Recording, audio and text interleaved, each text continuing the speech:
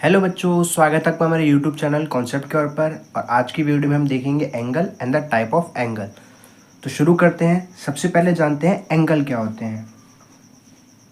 Start करेंगे angle से। Angle तो देखो, एंगल होता है whenever two line meets the distance between them. मतलब क्या है कि दो लाइन जब भी मिले उनके बीच का डिस्टेंस ही क्या कहलाता है, एंगल।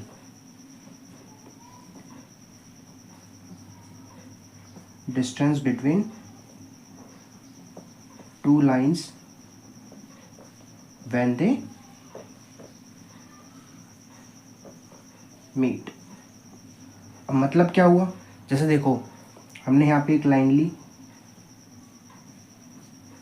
ए, और ये लाइन है, ये दोनों लाइन है ना। ये दोनों कहाँ पे मिल रही है, इस पॉइंट पर। तो ये क्या है, पॉइंट ऑफ इंटरसेक्शन। और इसके बाद इन दोनों के बीच की दूरी कितनी है, इससे दिखाओगे ना। ये जो है इन दोनों लाइन के बीच की दूरी है, इसी को क्या कहते हैं, एंगल। अब एंगल के टाइप होते हैं वो भी जानते हैं एक एक करके। तो सबसे पहले आता है आपका क्या, अक्यूट एंगल।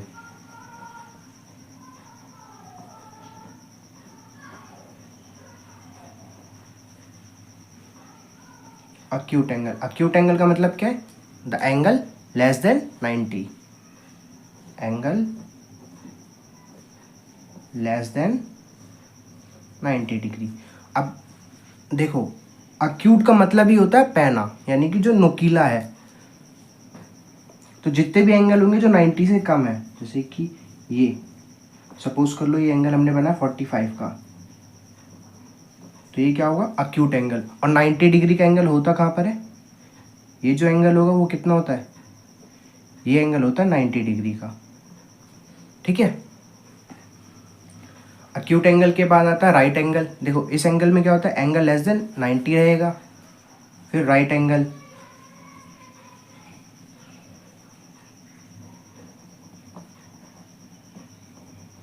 राइट एंगल में क्या होता है, angle equal to 90।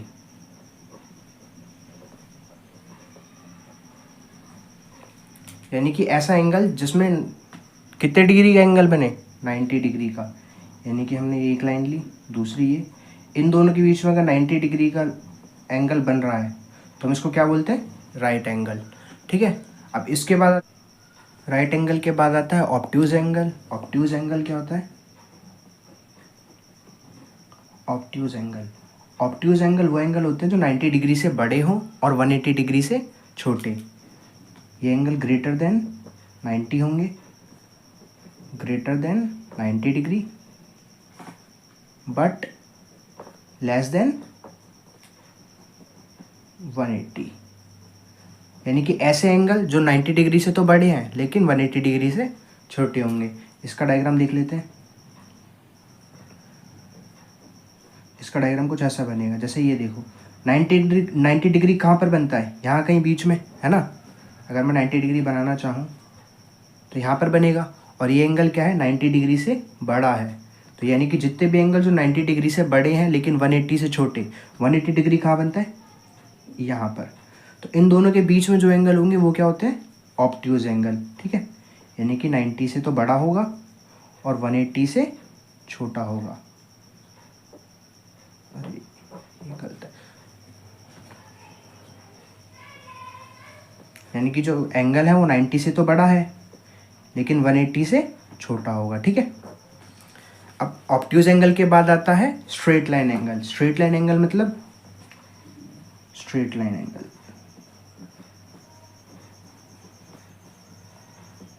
Straight line angle मतलब क्या है, ये एंगल कितने डिग्री का होगा, एंगल इक्वल टू 180 डिग्री। ऐसे एंगल जो कि 180 डिग्री के बराबर होंगे उसको क्या बोलते हैं, स्ट्रेट लाइन एंगल। अब इसका डायग्राम देखो कैसे बनता है ये। अगर सीधी लाइन खींच दी मैंने, अगर ये ऐसी लाइन खींच दी तो ये जो एंगल बनता है कितने डिग्री का होता है, 180 डिग्री का। ठीक है। स्ट्रेट लाइन एंगल क्या होते हैं, जिसका डिग्री कितना हो, 180 डिग्री का। इससे पहले फटाफट नज़र डालते हैं अक्यूट एंगल क्या होते हैं, जो 90 डिग्री से कैसे हो, छोटे हों। राइट एंगल जो 90 डिग्री के क्या कितने होते हैं, equal to 90 degree. Obtuse angle 90 से बड़ा होगा लेकिन 180 से छोटा होगा, ठीक है। और स्ट्रेट लाइन एंगल ये क्या होगा, 180 के बराबर। उसके बाद आता है रिफ्लेक्स एंगल।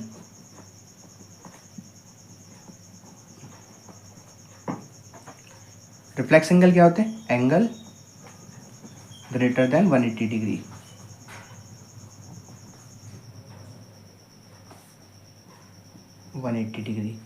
अब देखो ये बनेगा कैसे, इसी लाइन बनाई और यहाँ से ये। अब देखो 90 डिग्री कहाँ होता है, बीच में है ना। 180 डिग्री कहाँ होता है, यहाँ पे। तो ये 180 से बड़ा है ना, और ये एंगल मेज़र कैसे करेंगे, इधर एंटी क्लॉकवाइज। एंगल मेज़र कैसे करते हैं हम हमेशा, एंटी क्लॉकवाइज, यानी कि घड़ी की उल्टी डायरेक्शन में। तो रिफ्लेक्स एंगल क्या होता है, the angle greater than 180। Short में लिखेंगे कैसे, ग्रेटर देन 180 डिग्री, ठीक है। अब 180 के बाद क्या आता है, कंप्लीट एंगल।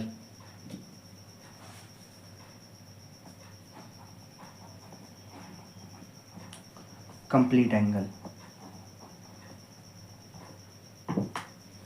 ये क्या होता है, एंगल इक्वल टू 360,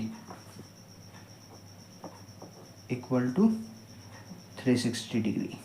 मतलब क्या है इसका, जैसे कि एक लाइन थी, इसको मैंने क्या करा, यहाँ से स्टार्ट हुई और ये वापस ऐसे घूमी लाइन, मान लो 2 लाइन है यहाँ पे, एक छोटी एक बड़ी। ये लाइन यहाँ से चली और घूम के वापस इसी लाइन पर वापस आ गई, तब हम क्या बोलेंगे, वो एंगल कैसे हैं, कंप्लीट एंगल। और कंप्लीट एंगल कितने के बराबर होता है, इक्वल टू 360। चलो फटाफट से देख लेते हैं क्या क्या एंगल पढ़े हैं हमने पढ़ा था अक्यूट, फिर उसके बाद पढ़ा था राइट, देन क्या पढ़ा था हमने, ऑब्ट्यूज, है ना, ऑब्ट्यूज एंगल। फिर उसके बाद straight line angle, straight angle. उसके बाद रिफ्लेक्स, और सबसे लास्ट में कंप्लीट एंगल।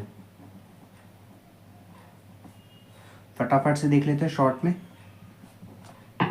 अक्यूट एंगल कैसे होंगे, अक्यूट एंगल होंगे लेस देन 90 डिग्री। सारे एंगल जो भी 90 से कम है वो क्या होंगे, अक्यूट एंगल। राइट एंगल क्या होता है, इक्वल टू 90 डिग्री। और ऑब्ट्यूज एंगल क्या होंगे, ग्रेटर देन 90, ये क्या होगा, greater than 90 but less than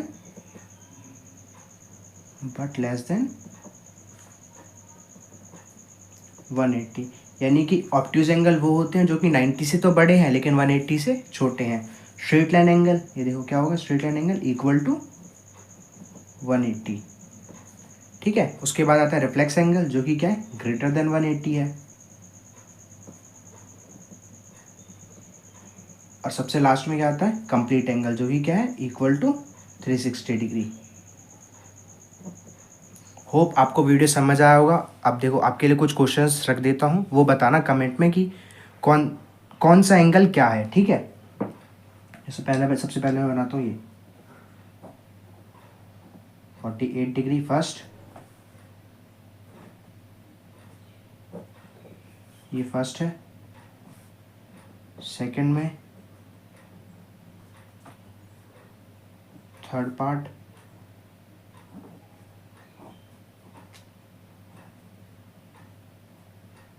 to 250 degree.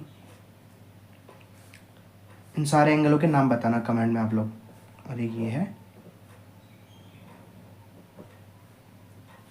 ठीक है। ये जो 4 एंगल है, इन चारों के नाम आप कमेंट में बताना कि फर्स्ट एंगल क्या है, सेकेंड एंगल का नाम क्या है, थर्ड एंगल का नाम क्या है और फोर्थ एंगल का नाम क्या है। होप आपको वीडियो समझ आया होगा। Thank you for the watching. मिलते हैं नेक्स्ट वीडियो में।